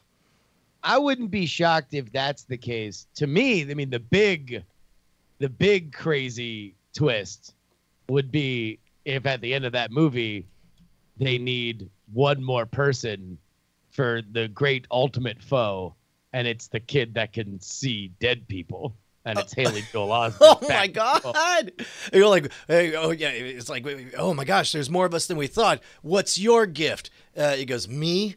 Turns around, he goes, I see dead people. But then you get that confusing, like, well, wait a minute, but so is David Dunn a therapist or something? And also in the next movie. Yeah. He's dead. He's dead. The guy's dead. Didn't you see the fucking movie? He was the dead person. He's like, and I tell them what to do. But yeah, no, Split was actually good. Oh, we lost Justin. That's all right. Oh, we're in the, if you're listening right now, we're in the middle of a 4-alarm fire. Brian apologizes for all of the guests dropping off, for the video feed getting frozen, and does his best. He apologizes to Bryce for throwing him under the bus earlier, knowing that in the future you'd have to deal with all this technical wizardry. Okay, we got Justin back on the line. We will get everything restarted once we do the mailbag. Sorry, you were saying, Justin, about Split. You said you liked it. Oh, yes. I didn't know how much you guys didn't hear. Yeah, we heard that you liked Split, and then everything froze. Oh, yeah. No, I thought that initially it was like I wasn't super excited because it just seemed like James McAvoy doing a bunch of silly voices. And then I was like, heard the spoiler, and I was like, oh shit, I got to go see this movie now. And it was pretty good. The new incarnation of M. Night Shyamalan, where he's just schlockmaster in chief, I'm here for. So do we have a mailbag? We do. I'm gonna pose this to both of you guys. Brian, you're gonna answer first while we vamp and I restart this computer. How about You this? got it. Yeah. All right. Nailing This first email comes in from Joey, aka Diamond Scoop. He says, "Now that we're well into the holiday season, I have an important question: should stuffing be made in the turkey or in a casserole dish?" Justin, we're gonna call you back in 1 minute to find out your answer. Brian, go. Man, okay. Look, we all have our favorite Avenger. I mean, look, we're happy that they're all there and saving the world and go get them. Thanos really has it coming. But in your heart of hearts, you've got your favorite. And for me, that's always been freaking stuffing. Stuffing is next level. There's something about that salty. You know, When it's good, it's very good. Yeah, it's also great when it's just freaking stovetop in a bowl, like possibly without even bothering to cook or put boiled water into. There might have been a few late night binge sessions. It's just What? It's You're it's telling just me- like eating croutons or those weird. Look, I'm salivating thinking of bacon them. bits. No. The what are those things? They're in Chex Mix, and they're like little tiny toast things, and you could get now an entire bag of them. Sure, like not mini wheat, but the things that look like little grid squares. No, square no, grid those things? are Chex. That's Oh. that's why they're called Chex Well, Mix. right. Like, I'm trying to meet you halfway here. Then I don't know what you're describing. No, I'm describing Melba toast. J.C. Calhoun says, "Is it bagel chips? Yeah, Gordetto garlic chips. That's what it's like. Eating totally uncooked stovetop stuffing. Again, I'm salivating, and I guess the reason I'm salivating is because it's like eating silica, in that it absorbs all of the moisture out of your mouth. And then, but man, no, there's something about that slightly garlicky, celery-laden salt delivery system that is just the best thing ever. And so I'm which gonna say, do you prefer, though? Made in turkey or made in a dish? I'm going to say I probably prefer made in a turkey because it's just the same thing, just completely drenched in turkey juice, which Okay. sounds pretty rad. So, yeah, I think that's awesome. Pro turkey. All right. We should have Justin back on the line. I'm Justin, thank turkey you for your positive, patience. man. I say everything's better with a little bit of turkey fat drizzled on it. Brian's saying made in turkey stuffing. Oh, I mean, dude, why not both? Like, I feel like I'm with Brian 100%. I think that stuffing is something that is criminally underused in the American palate. We should be working this shit into other holidays. In fact, I don't know, is there a holiday that can be made better by another little bowl of stuffing on the side? Certainly, I insist on it being there for Christmas, right? Sure. Oh, by the way, what is your family meat of choice at Christmas? Because for us, for some reason, it just turned into prime rib every single year. That's what we do at Christmas. We've talked about this before. We do turkey and ham at Thanksgiving and Christmas. Oh, yeah, on both, right? Yeah. You know what? We have never really been a big Christmas family. There was many Christmas. We do a big Thanksgiving, like all the family comes in. That's like our big family holiday. Christmas just as often was a pizza pie. Okay, so Whoa, I get okay. Going forward month by month for Martin Luther King Day. Of course, you're gonna have stuffing. Yeah. I guess so. I don't think of a big meal. Valentine's Day. I Oh, don't man, think that's a Valentine's Day. sexy I'm with a girl I meal. just met. Yeah. Like, I'm trying to impress her. Next thing you know, you don't tell her. Cover her eyes with a ribbon. Remove it. 2 big bowls of stuffing. Right. Little bit of a variation when it comes to Okay. St. Patty's Day. For that one, it's just pub mix. You just pour stovetop in there. That's when you have it dry. All right. Right. April Fool's Day is you break pattern. You have ice cream, but then you open it, and it's just stuffing more inside. stuffing. It's ice cold stuffing. Of course, famously, July 4th, you just throw stuffing on your friends and family and just act like it's shrapnel from all of the fireworks. That are going. You have stuffing dogs. Which and of course stuffing brings burgers. us to the most important holiday of the year for Halloween. I've taken to I just have a bucket, and then as the kids come, I just reach in with a handful and throw it in their bag. Yeah, and then, no. But Brian just goes. I've seen him do it, man. Kids are coming up. They're in their cute little costumes. Brian just grabs a big old handful of stuff and says, "Open wide," and just drops it right in their mouths. Yeah. Or like sometimes if they're really excited, they start to reach out. I'll be like, only one handful, and then they grab it. And then... Don't be. I mean, and you, Jimmy, Jesus Christ, lay off. All right, maybe just a couple fingers full, and you're good. I remember these commercials we're starting to see now on TV where it's like the rich family and all of a sudden the husband leads the wife out. Next thing you know, covered in a gigantic bow, a huge bowl of stuffing. Wrapped with a big bow out in the driveway.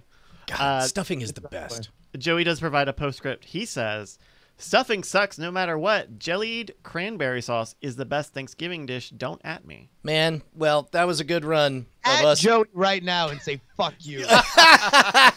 I mean, it was great. We were friends for a really long time, and I'm always going to value. I hope much like the Thanksgiving holiday lives on beyond the relationship of the Pilgrims and the Indians, I hope that we remember the good times we had with Diamond Scoop. Oh, and by the way, I love cranberry sauce. Cranberry sauce is great. But that being said, come on, man. We're talking about sweet and savory. There's room enough to live with both of these kingdoms. Here's a stuffing thing. Here's a stuffing question I have for you guys. When we did Thanksgiving, we did a Friendsgiving here in Austin. And the people who made stuffing made two versions of stuffing. Normal stuffing and then stuffing with raisins in it. Whoa, that's an abomination. Whoa, okay. This is first of all, that'll be the last. Either change the name to arch enemies giving, or never go back. More like whites giving. We're getting booze. Mike asks if it was tasty. I thought it tasted very nice. I thought it didn't taste much different than the regular without it, but I thought it was all right. Look, it's fine. There is just a certain palate that can tolerate sweet and savory at the same time. That is not my palate. I don't like it. If it's sweet, it's sweet. If it's savory, it's savory. That's that. Can I tell you guys the Thanksgiving thing that happened to me this Thanksgiving? Sure. Yeah, go for it. We were doing Friendsgiving at Snubs and her husband's house up in Richmond. And the Snubsman, Keith, cooked the turkey. But I'm just sitting there fucking like an asshole watching football, drinking beer. And next thing you know, he's like, "Hey, do you want to carve the turkey?" Ooh. I've never carved the turkey in my life. This was the first time I'd ever carved the turkey. And let me just say this. I have never felt more paternal in my entire existence. Like it was something that, and look, I have never done it. Ashley caught me watching a YouTube video about how to do it that I got halfway through before deciding I figured it out. But then once you do, I just be carrying out a gigantic plate of shaved meat. I felt like my balls just got heavier. Like I could have impregnated half the city. Dude, it was not even. I guess it was just by necessity. We were doing one of our family's first, family Thanksgivings. And, you go to your mom and dad's even after you have kids because it's a chance to bring the grandkids over. And, when you get the family together somewhere. Well, and you got two sets of parents. So you go one and then the other. And then suddenly, I don't know, it's 9 years in with kids. And it's just like, we're just going to do it here. And then there's that moment. And I think I was like 37 or something at the time where finally it was just like, somebody has to carve it. And I was like, oh my God, I felt that same thing. You get that tingle where it's just like, oh, I'm the father figure. Also the literal father. Yeah. But no, and then I looked back because I had Ashley recorded for social media. Very reckless with that knife, having drank since noon, but still a very, very, very fun time. And really my only regret is that halfway through, I was like, fuck the wishbone. This is now I'm just thinking of all the things that the people that carve the turkey do. And at some point my mom would always call us in and be like, here's this wishbone. And I'm like looking at this totally decimated carcass of a bird. And I'm like, fuck, where's this magical, whimsical thing? And then I have to look up where the wishbone is. I find the wishbone. We forgot to do it. That's really my only here's regret. The big question is, once the carcass is destroyed, are you done? Do I rest, or do I like challenge it to a game of wins? No, make, I like, mean, a stew are or you a done soup? eating it? Yeah, or Right. do you make the turkey soup to last for days and days, and there's just constantly bones everywhere? That's way beyond my pay. I was literally just in spot duty. I just needed to. I carved the meat. I walked out, and everybody cheered me, and I was like, "Look at me, meat bringer!" And then I sat down and I ate food, and that was pretty much it. Yeah, the problem with being a lazy adult is when you do make the turkey soup, you're really supposed to remove all the bones. But then when you realize you're going to be the number one consumer, you're like, well, future me will find them. Oh, God. And then future you is constantly going, Yeah. like, oh, Jesus. Oh, man. All right, so thank you to Diamond Scoop for that. Hey, now that I get the computer, we can hit the drop. Join us for drinks in the Diamond Club.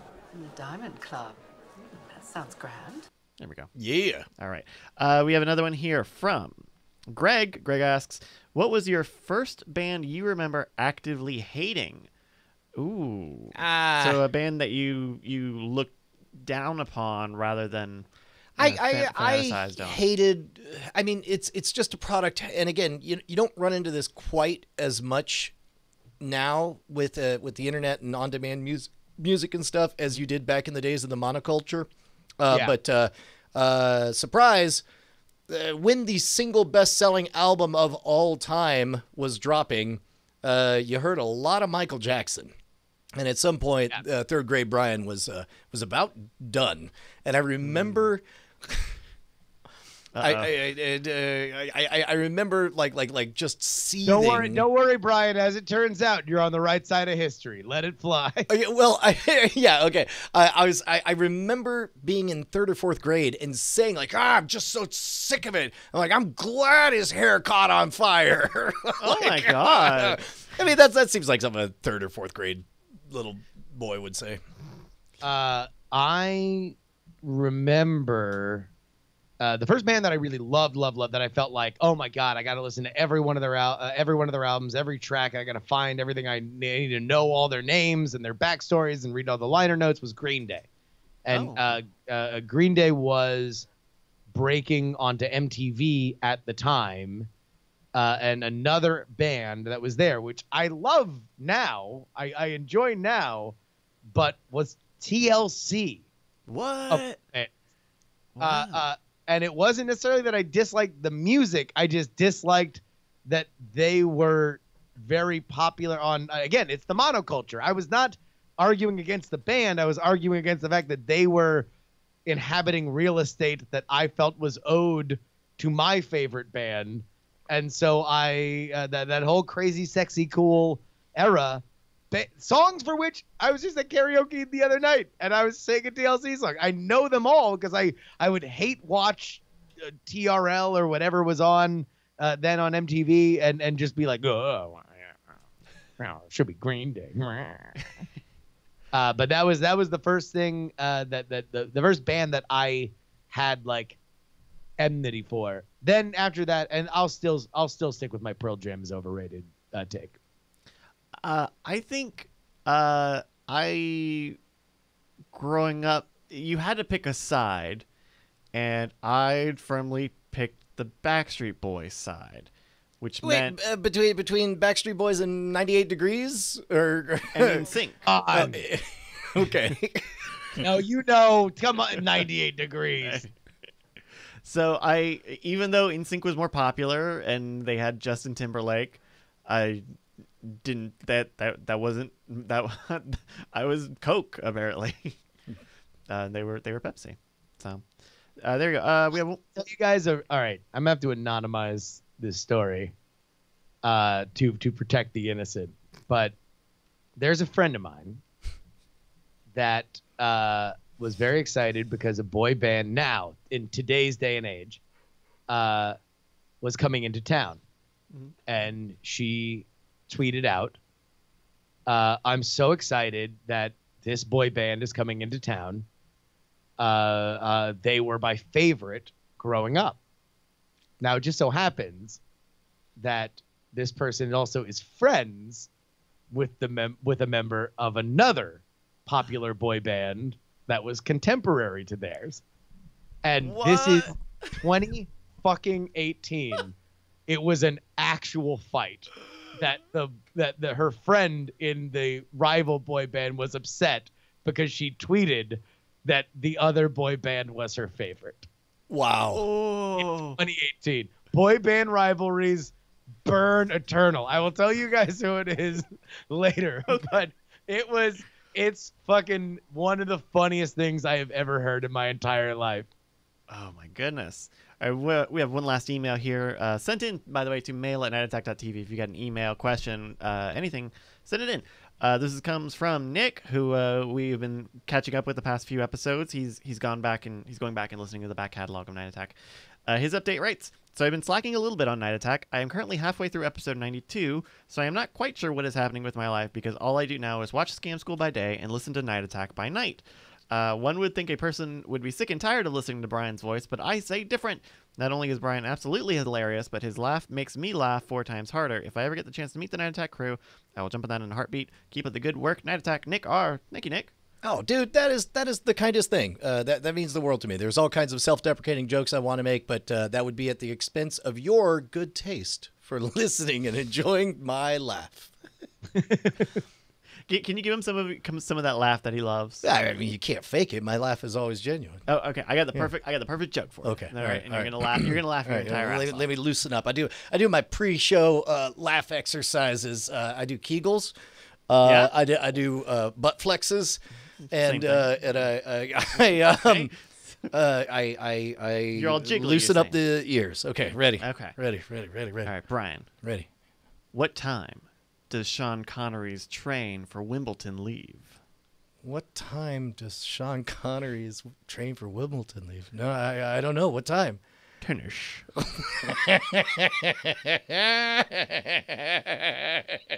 best joke.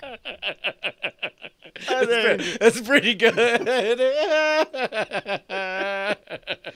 All right. Thank you, Nick. One more time, if you want to send in a question or send a funny joke, send a joke that'll make Brian laugh. Send it to mail, MAIL, @nightattack.tv. Yeah, that's it. So right now we are only accepting good, funny questions that we can answer or jokes that Bryce will read and make Brian laugh. That's right. Oh, man. There was for our Cyber Monday thing, we just did I guess that's the lullaby. Never mind. You'll find out some other time. I was just gonna say, rather than do, we do on Black Friday a big fat long, here's all the crap for sale, but long email. Yeah, for Cyber Monday though, it's like you guys know what this is. Just so we always try to find a dad joke, and there was a new one that I hadn't heard before. I want to read it correctly though. Okay. While he's looking that up, Justin, we plug scam stuff. Is Stickers or DIF still going strong? Oh, yeah. I'll tell you what. Everybody come on out. Buy the Night Attack button pack from Stickers or DIAF. It's an hour of it. Hey, Boss, NECA 2011, Not a Cult, Jam, Slunt, Jomper, Joink, Mahoy, Invisible Wife, and more. Head on over there right now. Stickers or DIAF.com. $10 shipping within the next week or so. Here's what it was. The headline, the subject line just said, "What do you do when there's a sink standing outside your door?" And then you open the email, and it just says, "Just let that sink in." Okay, that's good. I like that one. Look, hey man, what did we learn today, Justin? We've learned that you and Bryce are not the same person. We've learned that forgiveness is a wonderful, wonderful thing. We've learned that you should not go on a kneeling rant when you're the president of a university. We've learned that there's more to the news than my current rank on Hearthstone. And we've also learned that Parrot Jazz is alive and well. Giving crackers, eat shit. Die in the fire. Oh. I'm allergic to bees. Oh, Justin Robert Young. Every time you go. Big Boss winner. Big Boss. DJ Vision 2,345. You the man now, dog. Yes, hell yes. Parrot Jazz. Night attack. Night attack. Night attack. attack. Night attack. Night attack. Night attack. I love you. Oh. Diamond Club hopes you have enjoyed this program.